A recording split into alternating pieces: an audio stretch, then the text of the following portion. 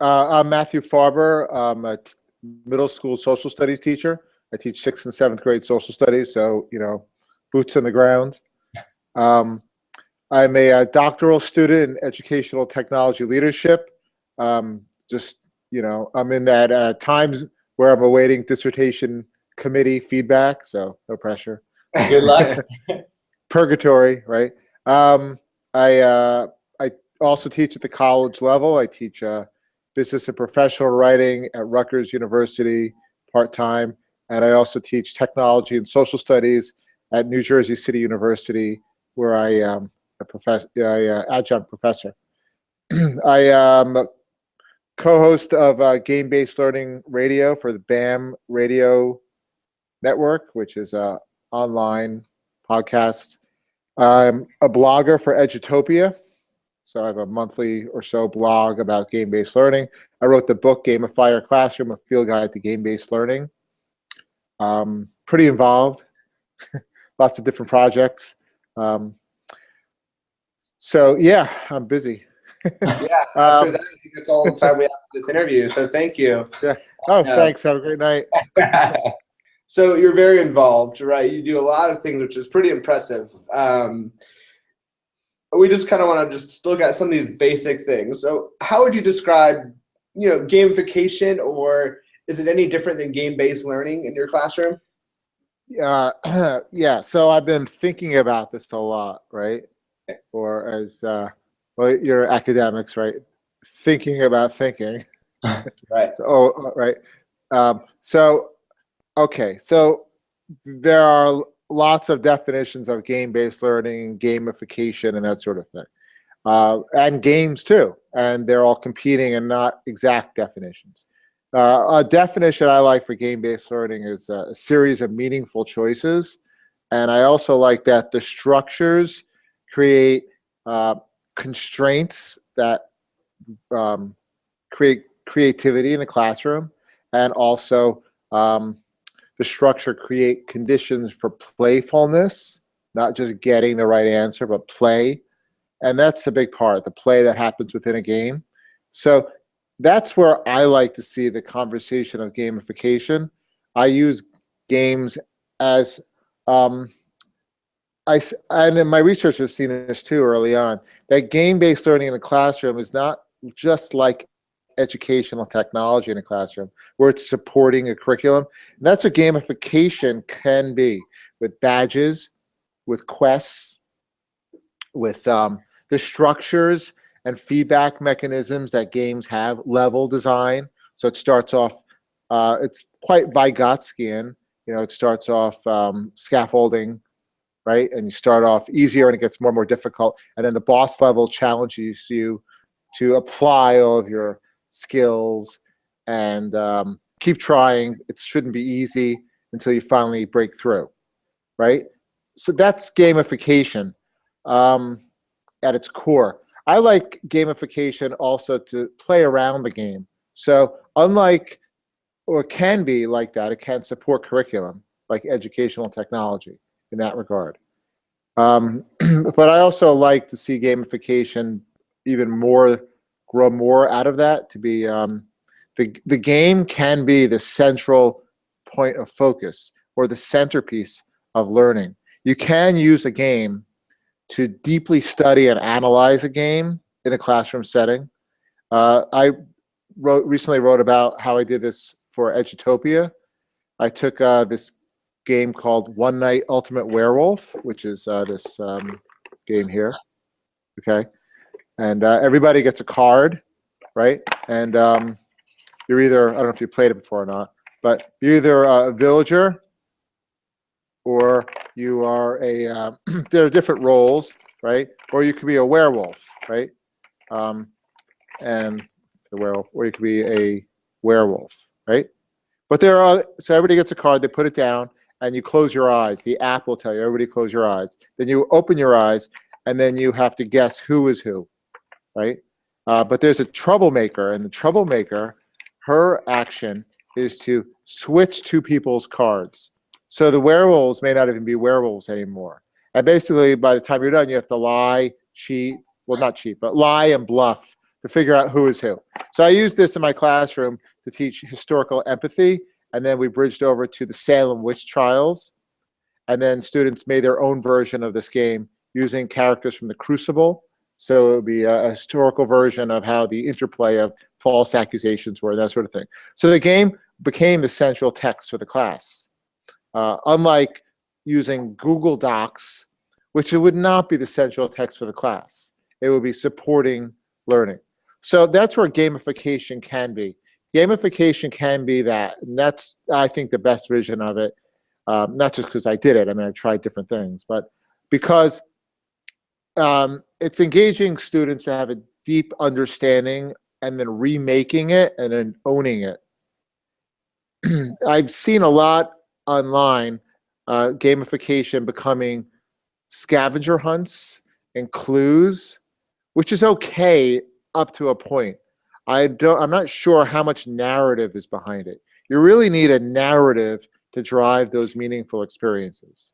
So that's my real concern with gamification is sometimes there may not be enough narrative. There might be a series of clues and codes and ciphers for kids to figure out and pretend they're figuring things out.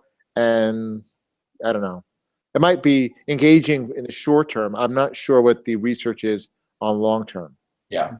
And to kind of continue down that road as far as engagement goes, another thing that we're working with our teachers on is exploring badging or badgification in their classroom.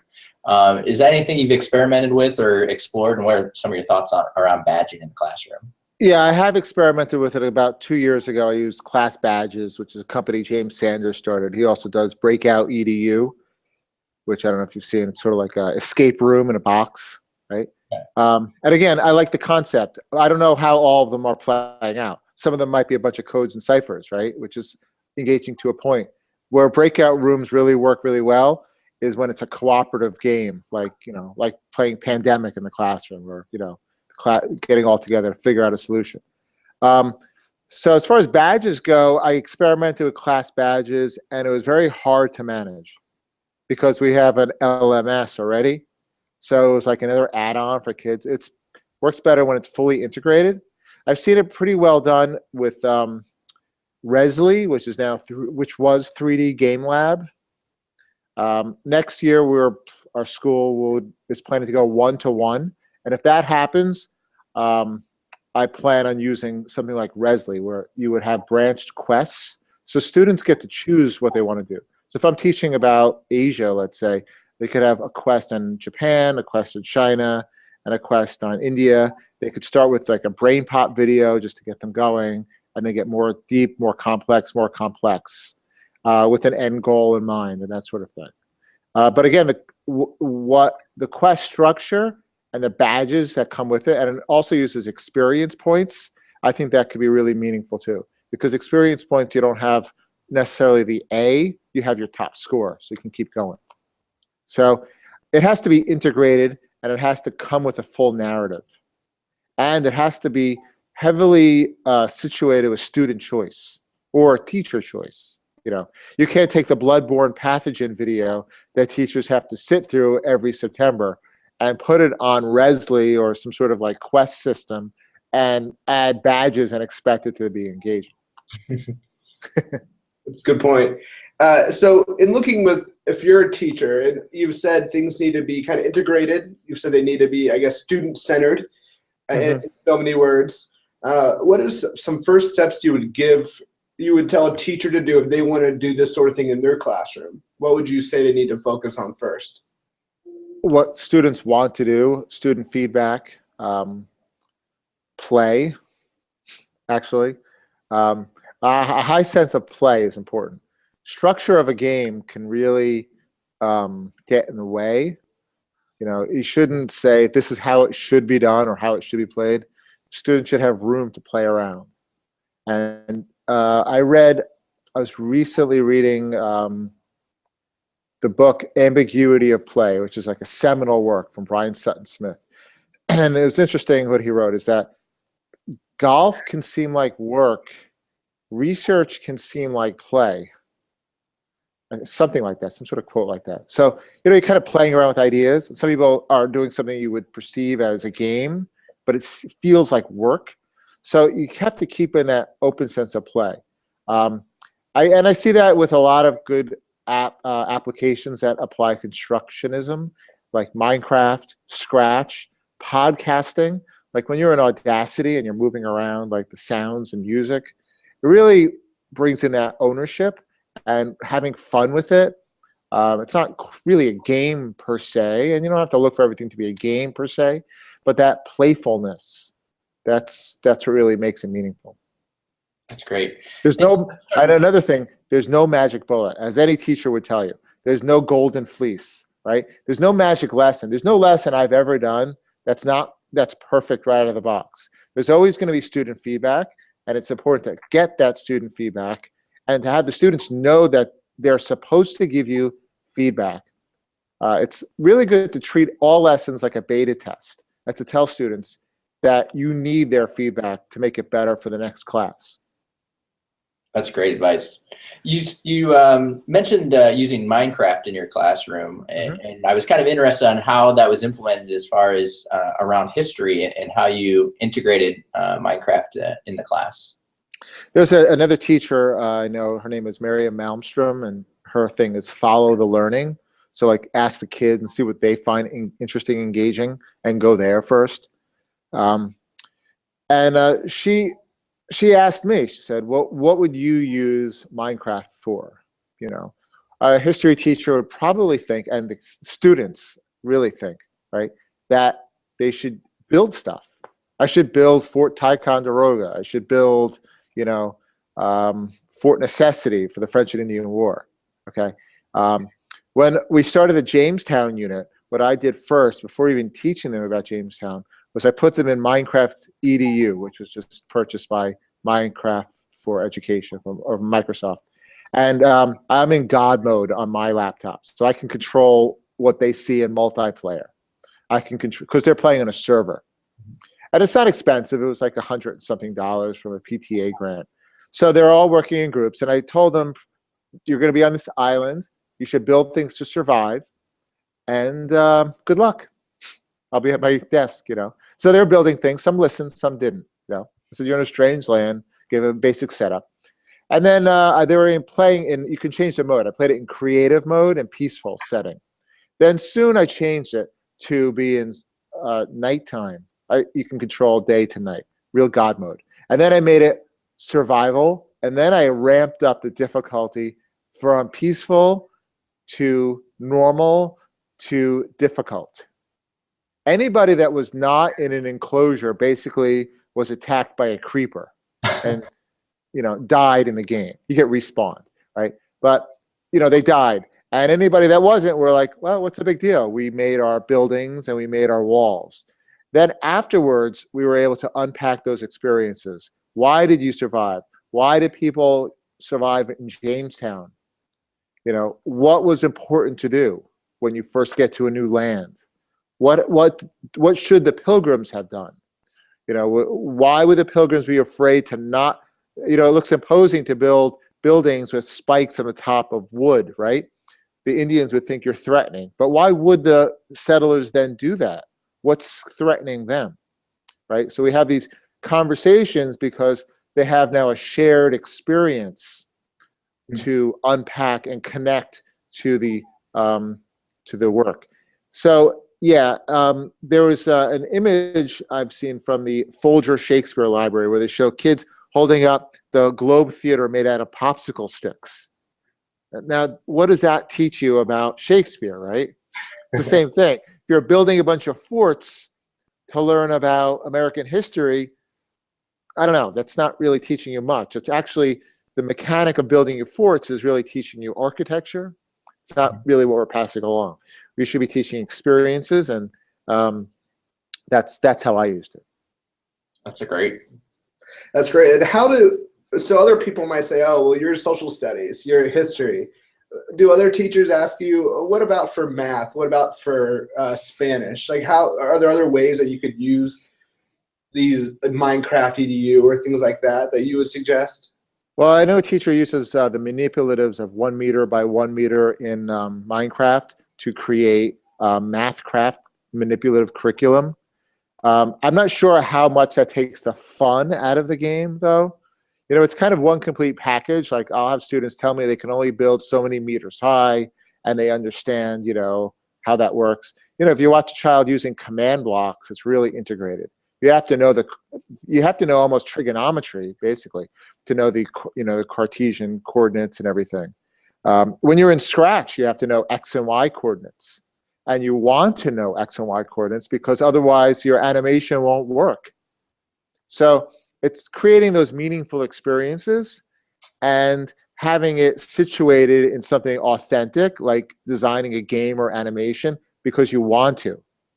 You know, during the Hour of Code week, I use Scratch as an option for a presentation tool. We're doing a project on viral videos in 13 colonies.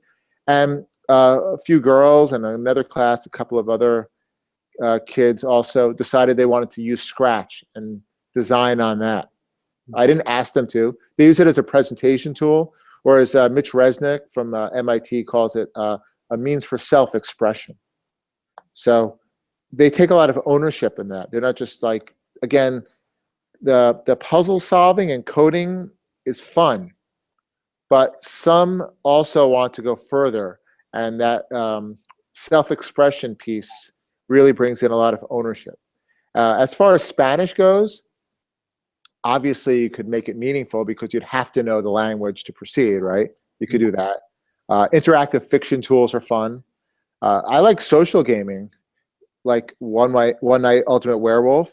I use headbands a lot, which is like those little plastic bands you get. It's like in Walmart, Toys R Us, and you put cards in it. And it works perfect because a standard index card will fit like right here, and then you can write anything on it.